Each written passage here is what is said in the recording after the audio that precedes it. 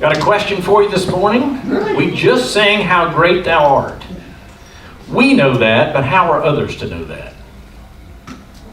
How are others to know that? How are those outside of God's family to know that He's great? We tell them. We tell them, yes. We try to show them. And we try to show them. I want to take those two answers, which are both right this morning, and tie them together to a little word play. Maybe it's a word play, maybe it's not. Nevertheless, I think it's informative for us this morning to consider. And you may think, oh, he's being hokey. And I don't mean to be. I mean it very sincerely. And I hope that by the end of this message, that will be evident to you. Not evident in a harsh way, but evident in a hopeful way, a life-giving way. There's a term that we followers of Jesus have used for a long, long time, centuries, to describe who we are. It's one word. Can you guess what that is? One word. Christian. Yeah. We've used Christian for many, many years. Lots of people know what a Christian is. Oh, they're those people, right? How do they define those people? That's where it gets a little tricky.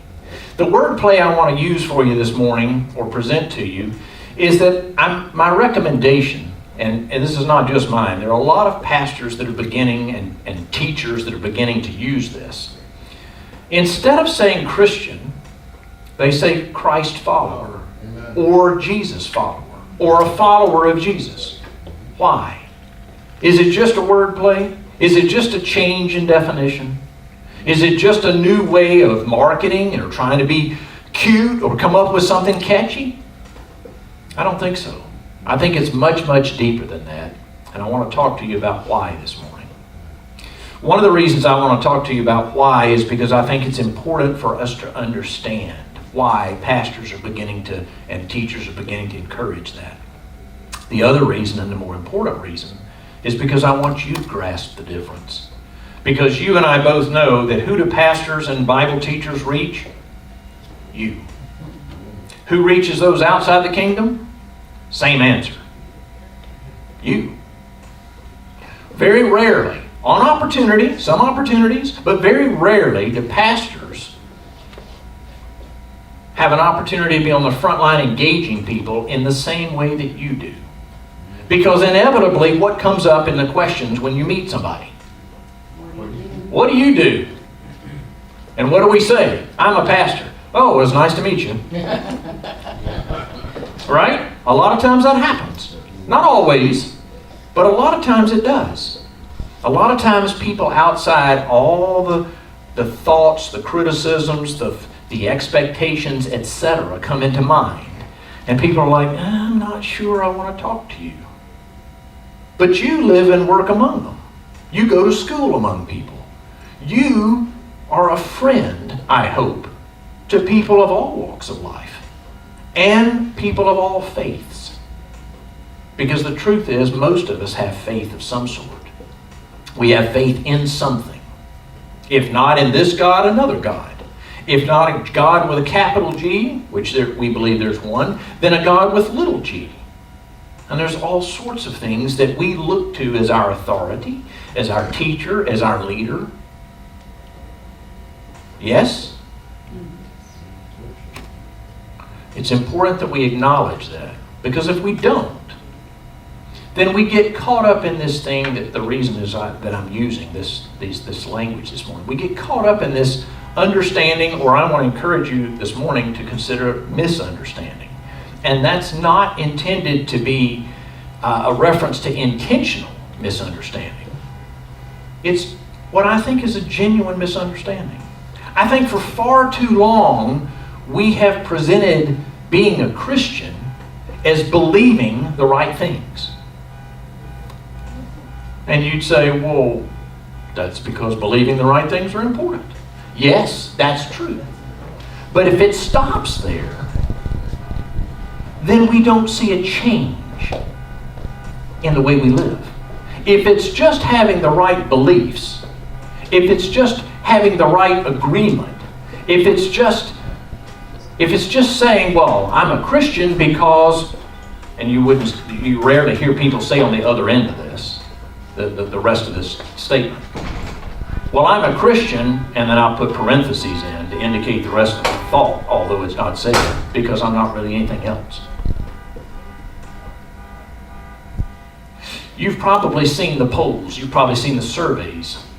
People in various walks of life have taken surveys for some time now in our country and other parts of the world, but particularly here. And they reveal that a good percentage of our country, good percentage of people in our country, identify with being Christian. The same people who take polls of how life is lived out and what's experienced. And what you find is that in the things that we don't really desire, the ways of living or behavior that aren't really what we prefer or want to happen in our lives, well, we Christians experience about as much as those who are not Christians. And I won't get into all the descriptor of that, but I think you know what I'm talking about. There's a number of things that, well, they result in brokenness. They result in relational brokenness. They result in getting addicted to things. They result in all kinds of ways of living that aren't helpful. They aren't hopeful. They aren't life-giving. They don't really produce what we as little kids are hoping we'll do with our lives. They produce things more like a train wreck. And so, why is that? What accounts for the difference? Why is it that you can have these people saying, well, I'm Christian, and if you dig a little deeper, you realize, well, according to Christ, that should look very different than life before being a Christian. But there doesn't seem to be a lot of difference in all the surveys and polls in our country. There are exceptions, but as a general rule, that's what the surveys have been showing us, not just recently, but for a very long time. Now, there's hope.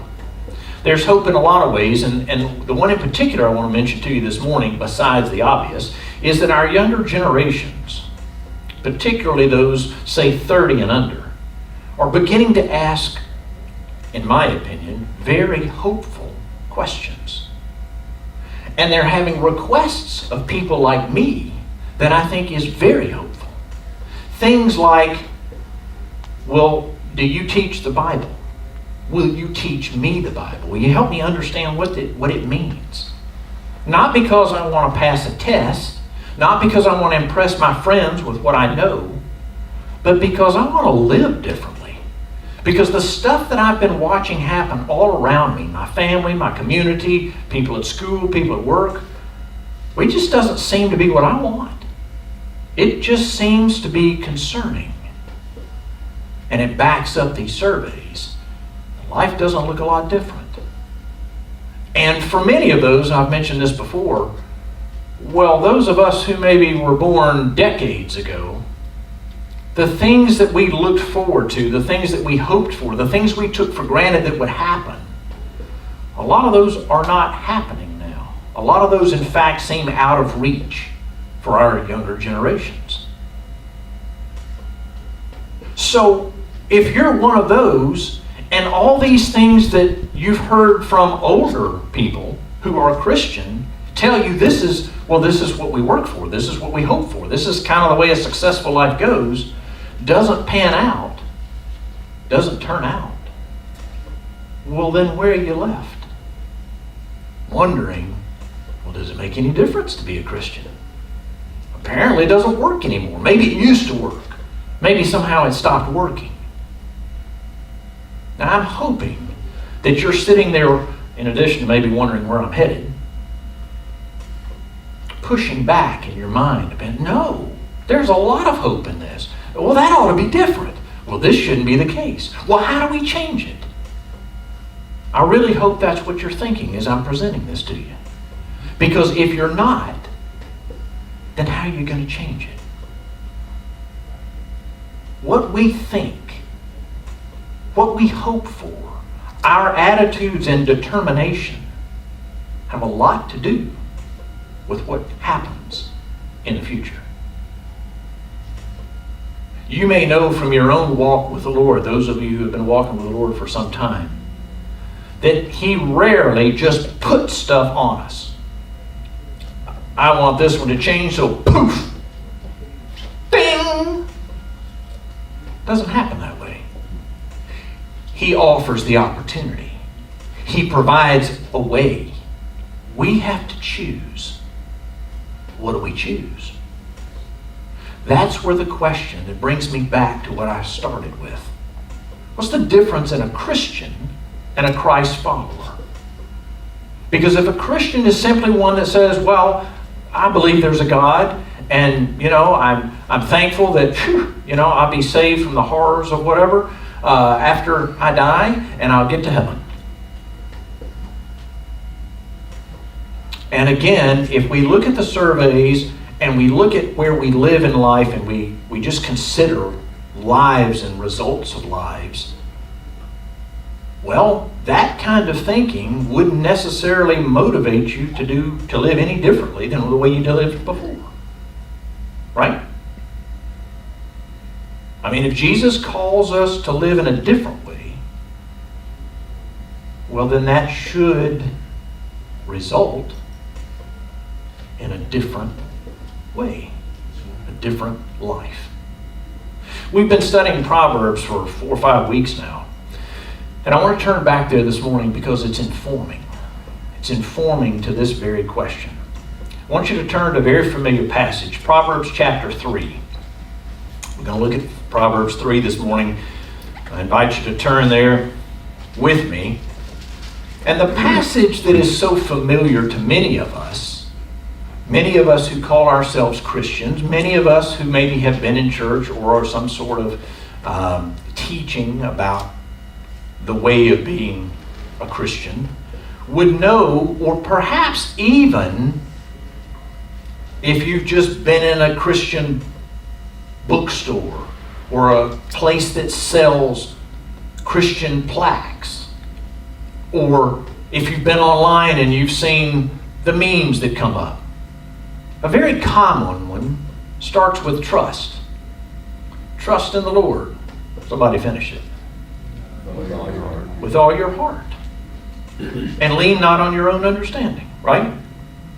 Who of us doesn't know that or has heard that? Which doesn't necessarily mean we understand it, but we've heard it.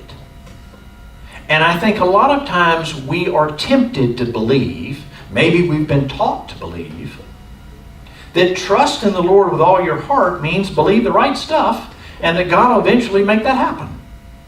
If I believe in Jesus, I'll get to go to heaven. If I believe in Jesus and I've asked Him to forgive me for my sins, those are gone and I'll get to get into heaven and I won't go to hell. And then I'm going to do my best here on earth. This is not a new message entirely. I hope you've heard this from me a number of times because it's one of the emphases of our church. We believe firmly that the way of Jesus, according to His own teaching, is that it's not just about believing. It's about living according to what we say we believe. So it's not just head knowledge, it's heart knowledge and living knowledge. This is what it means to be a Christ follower. You know from studying the Gospels, those of us who have been in the Word in any degree have probably heard stories, maybe you've read them, of Jesus calling His disciples not to believe, but to follow me. Over and over and over. All 4 Gospels record that.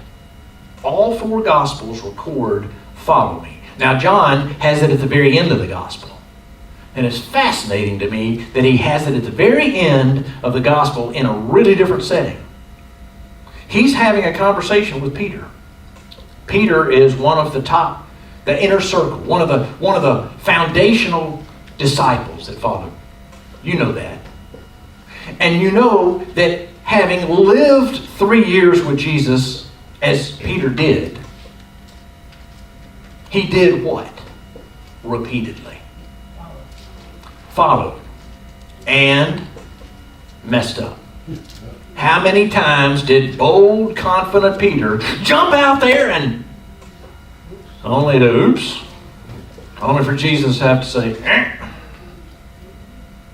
And at the very end of John's Gospel, having denied Jesus 3 times, having that particular act stand over the centuries as, oh my gosh, I hope I never do something like that.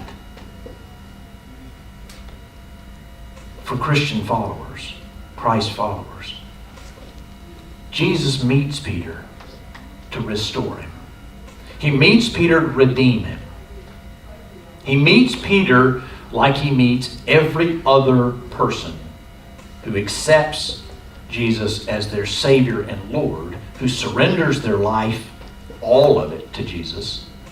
He has to come and redeem us and begin to change us. But inevitably, Peter falls back into the same trap you and I do. And I know you do. I don't have to ask you because it is part of human nature. Peter is walking along with Jesus, and Jesus is telling Peter basically what's going to happen at the end of his life. He's going to sacrifice his life for the way of the Lord, just like the way of God, just like Jesus did. He's going to sacrifice his life. It's going to cost him everything. And just like we do when we're trying to figure out how we're doing, or probably more often when we've done something and we're starting to feel kind of bad, and we think, well, at least I'm not like, even though we don't say it out loud. Or maybe not quite in such a sinister way as I implied. Maybe we just wonder, well, what's going to happen to him? What's going to happen to her? Because my life has turned out to be really hard. And that person says they're also a Christian, a follower of Jesus. And from what I can tell, their life hasn't required all the sacrifices. Now, I don't know what Peter was thinking. I'm reading the text at the end of John, and that's what it implies to me.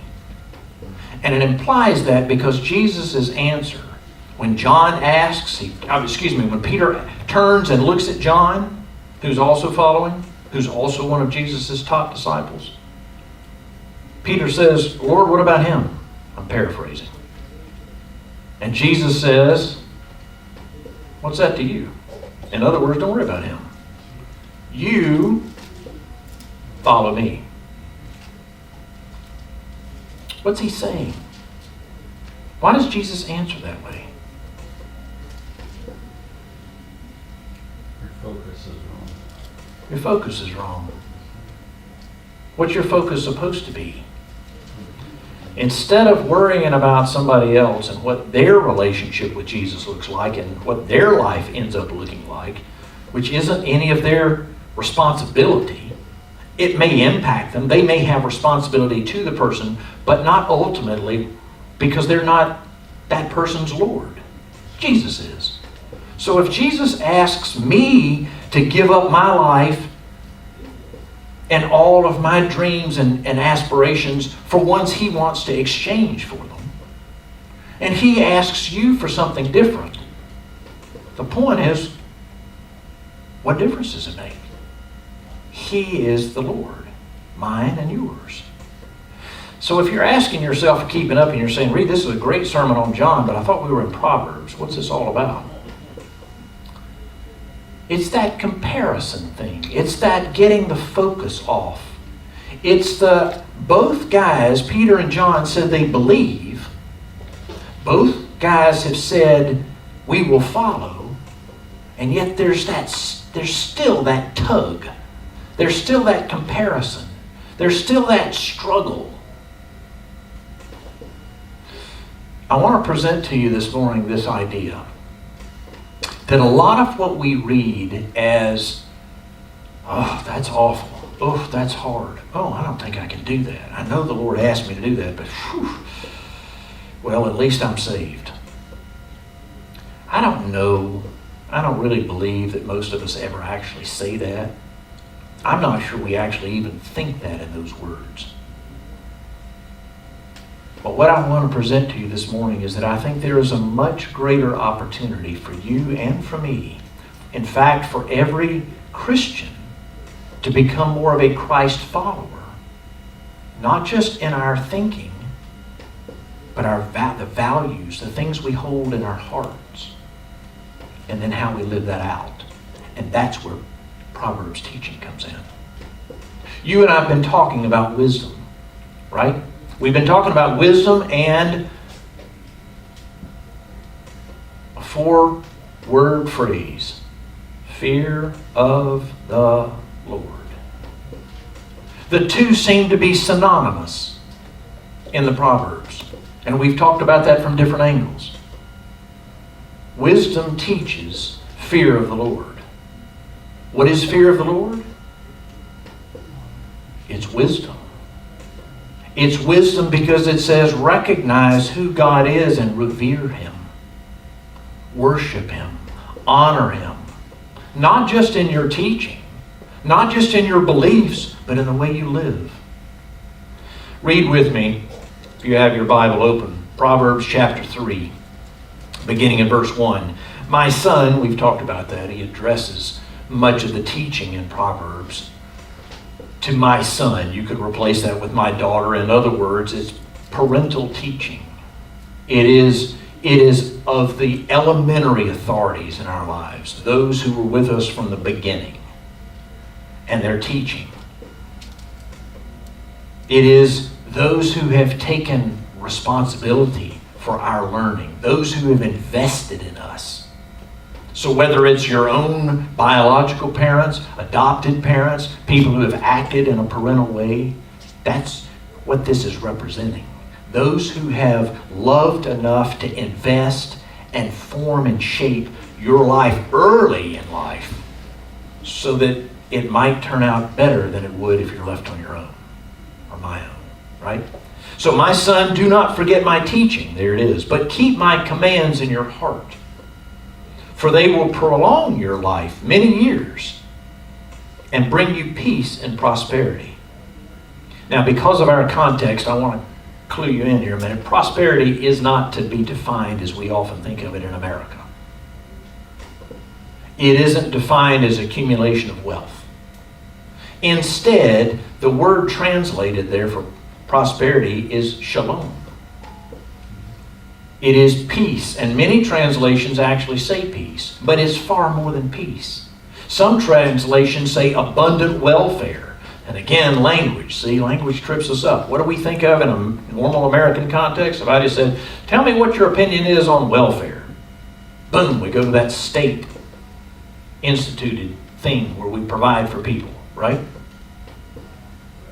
I mean, candidly, if I'm just in conversation out there and I bring up welfare, don't your minds go to that? And then they go to politics or whatever else you associate with? But in here, this idea of our lives being prolonged, not just with quantity of years, but a quality. That's really the emphasis. A quality of life, abundant well-being. That's what he's talking about. If we don't forget his teaching, if we keep his commands in our hearts, which is another way of saying if they transform us, if we not only learn about them, but live accordingly. Verse 3, let love and faithfulness never leave you. Those are two key words throughout Scripture. Let love and faithfulness never leave you. If you've spent much time reading Old and New Testament, you'll know that you find those words and the concept behind them throughout. If you go back to the teachings of of God, when he's forming his first people, he speaks of that in Deuteronomy. He speaks of that throughout the Old Testament. The importance of love and faithfulness. God is himself repeatedly referred to as one who is a God of love and a God who is faithful to his people. And he calls us to be the same way. Let love and faithfulness never leave you. Bind them around your neck. Write them on the tablet of your heart. Again, you may remember that, Deuteronomy 6. It's important that we learn and value and teach. What does it mean to be people of love and faithfulness? Faithfulness.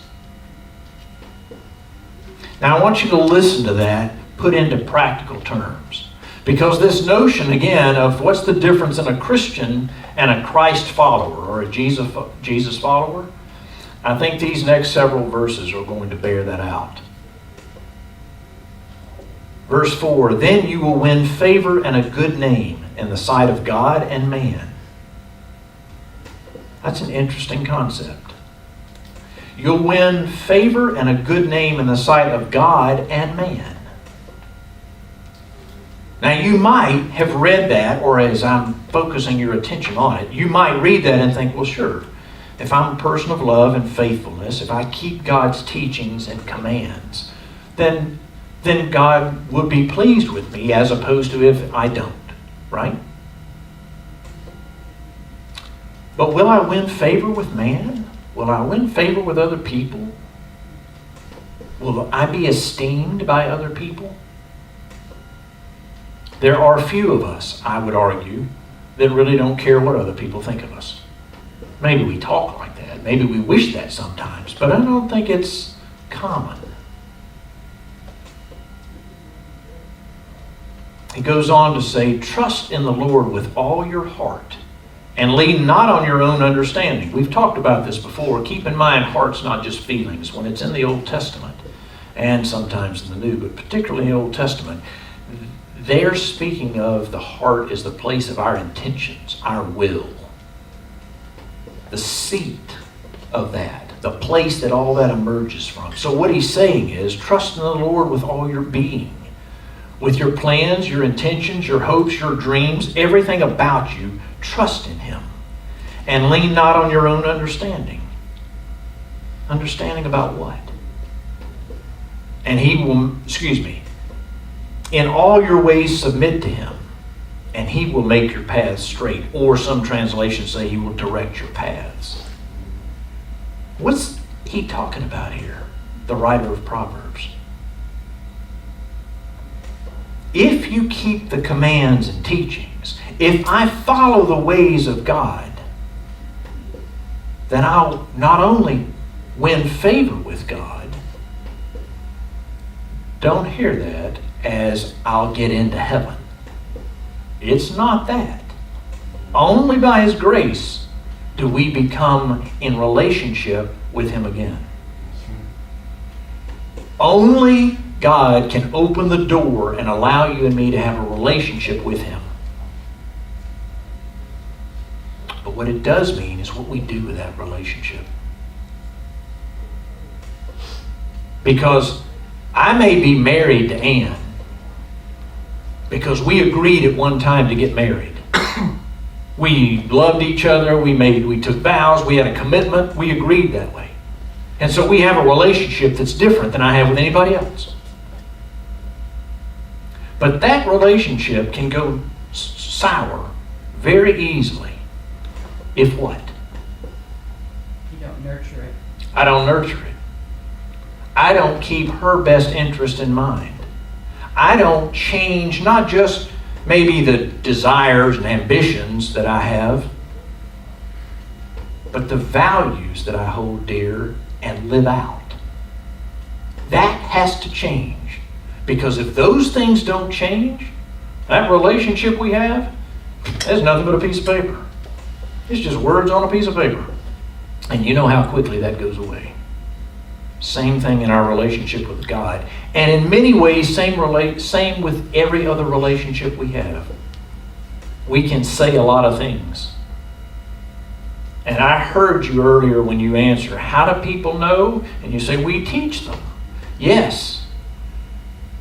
But we've been teaching for hundreds of years. We've been teaching for decades. We've been teaching for years and months and weeks. Why is it that we look very similar to those who don't follow Christ or those who don't call themselves Christian? Because they're only beliefs and they don't translate into a transformed value system and way of living. Actions. Not just, well, I don't do bad stuff. Which, you get into a whole conversation about, well, what are you talking about when you say I don't do bad stuff? Because when we read the teachings of God, Old Testament and New Testament, and in this particular passage, verse 6, in all your ways, submit to Him. Does He actually mean that? All your ways. In all your ways. In every single way.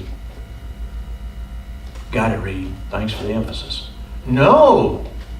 In every single way. Oh. Man, but He doesn't mean it that way. He doesn't mean it to be,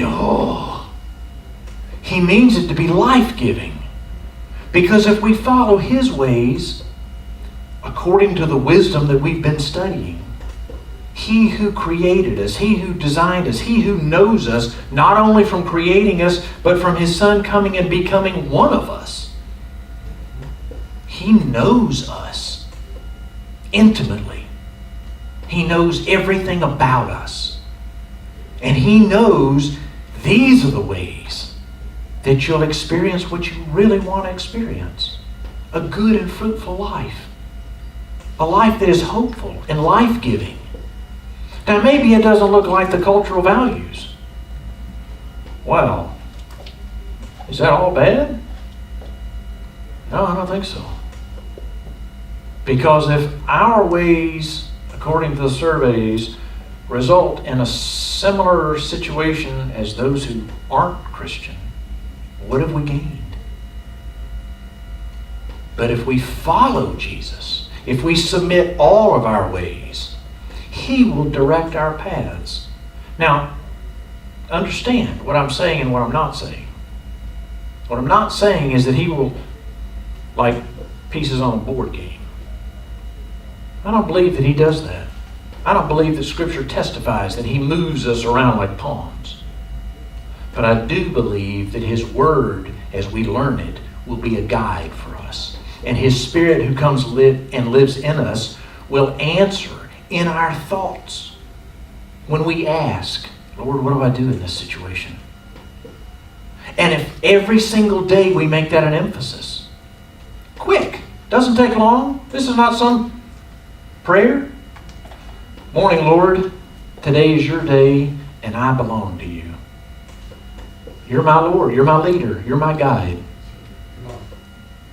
Teach me today your ways. Remind me of who you are and who I am in you. Help me, Lord, to keep my values in line with your values. And if I start to get off the wrong way, if I'm not thinking correctly, or if I'm doing, just kind of nudge me with your Spirit, would you? A 2x4 sometimes, yeah. Yeah. Get my attention. No, Reed, that's not the way. Oh, thanks, Lord. Been there. Lots. Verse 7. And this really is, for me, the central point of this message, the central point of this passage. Do not be wise, as in wisdom, the way we've talked about it in our study of the Proverbs. Do not be wise in your own eyes. In other words, if I came to you or you came to me and said, now Reed, don't be your own God. Well, duh. I mean, I get that. And you might not get that look on my face and that attitude with my body language. But it'd be on the inside of me if you came to that. Now, Reed, don't be your own God. Got it. Appreciate that. But if I allow myself the humility that it takes to be a follower of Jesus, and to listen to the still, soft voice that nudges us and says, not this way, but that way. Not this value, but that value. Hey, I'd rather you have this than that. and pursue this instead of that, and value this instead of that, and then use your money in this way instead of that, and follow that career instead of this career, and relate to your neighbor in this way instead of that way, and take what I've given you and use it and invest it in this way instead of in that way. And when your neighbor interacts with you this way, I want you to respond in that way instead of this way. Right? You getting the picture? I mean, I can go on with more practical ways of talking about it, but I think it's pretty clear. In all your ways, submit to Him, and He will direct your paths. He will make them straight. That's another way of saying He will begin to clear the obstacles that might otherwise trip you up. And I can tell you, I've experienced that multiple times this past week. I have. I've seen it. You might not see it if you were riding in the car with me, but I've seen it. Because I know decisions that I've made this past week. Not big life-changing decisions, little ones. Am I going to take that phone call? Yes.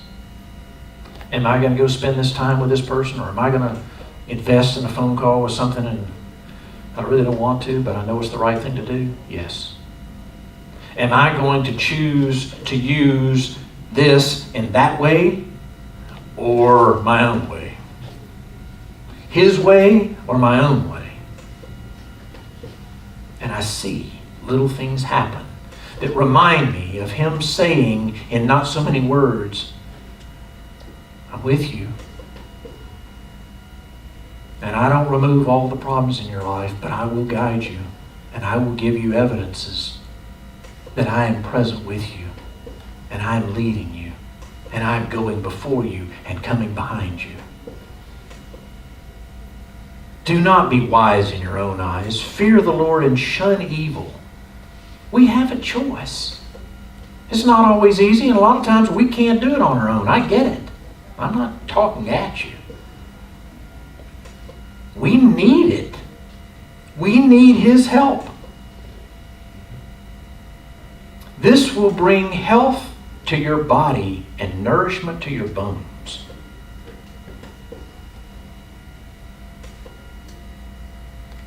The last two verses. Honor the Lord with your wealth, with the first fruits of all your crops. Then your barns will be filled to overflowing, and your vats with brim with new wine. Agrarian language, right? Talking to people who lived that would have made sense to. Today it's just saying the first of what you earn, the first of what you have, the first of what you get, remember to honor me with that also. Because everything you have comes from me. So honor me by taking the first part of it and set it aside for my use. Take the first part of it and give it to me to demonstrate with all of who you are that I am your Lord.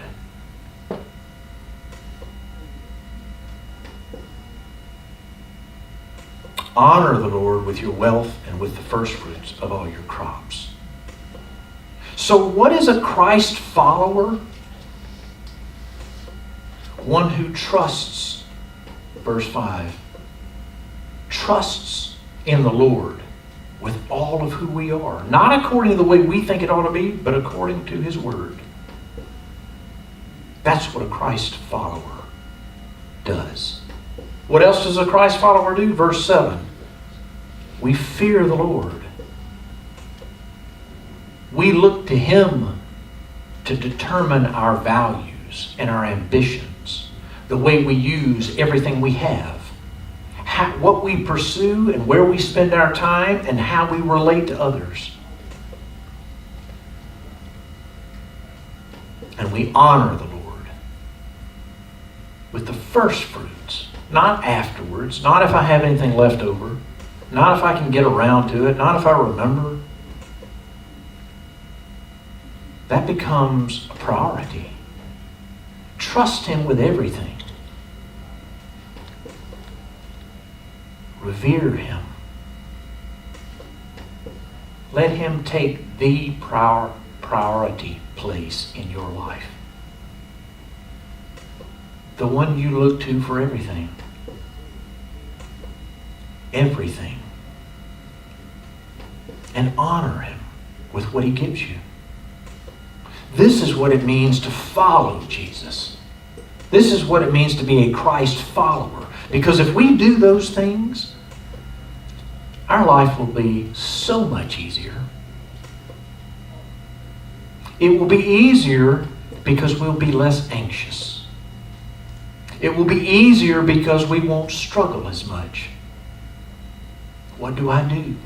How do I do? Because every time I make the conscious decision to ask Him, and then to give Him time to answer, to spend time looking for His answer, and to spend time listening,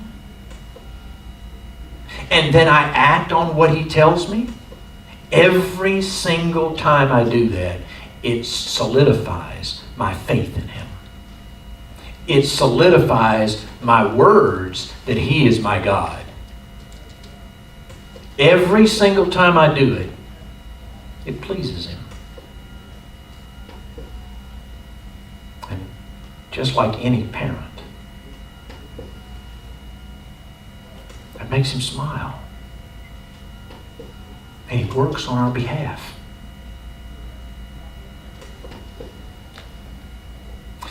This is the way of the Lord. This is what it means in short order. Trust in the Lord. Fear the Lord. Honor the Lord.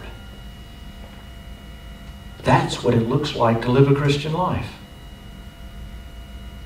I encourage you this week to spend time in just those verses, 5 through 9. Trust in the Lord and ask yourself, the question. Hey, Reed, am I trusting in the Lord? Is there any part of my life right now that I'm not trusting Him with? More importantly, ask Him. Lord, is there part of my life that I'm not trusting You with? Would You point it out to me? And don't just point it out to me, Lord. Help me to change. Help me to begin to follow. Help me to begin to trust. Because if I haven't changed it yet, well, it's probably not easy for me. I'm probably struggling with it. So help me. Please. He will. Make Him the first, the most important part of your life. Bar none. Nothing else, no one else above Him. That's what it means to fear the Lord. Don't count on my wisdom. Don't count on the wisdom of people around me. Don't count on the wisdom of our culture. We see where our country is. And again, I know maybe you get sick of me kind of beating up on politics, but we've had one president from one party, we had another president from another party. We're still in deep trouble. Apparently, that's not the answer.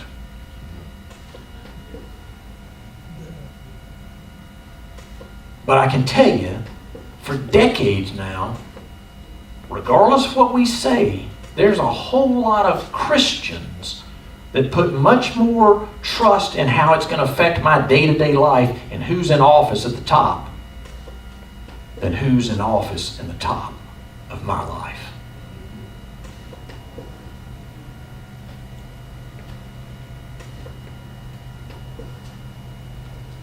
Honor Him with everything. Honor Him with my wealth. Honor Him with the first fruits of everything He gives me. Trust Him enough to say, Lord, I belong to You. You don't have to go down a slavery route. I belong to You like there's no one more important in my life. I believe in You. I've said I do. Help me, Lord, to make You first and to seek out what You want for me. What values You want me to have, how You want me to use my time, how You want me to invest everything You've given me. This is what it means to be a Christ follower. And if you and I were to live our lives in these ways, I'll guarantee you, no question whatsoever, I've seen it, our witness would become a lot more effective. A lot more people around us would gain hope that they've never had.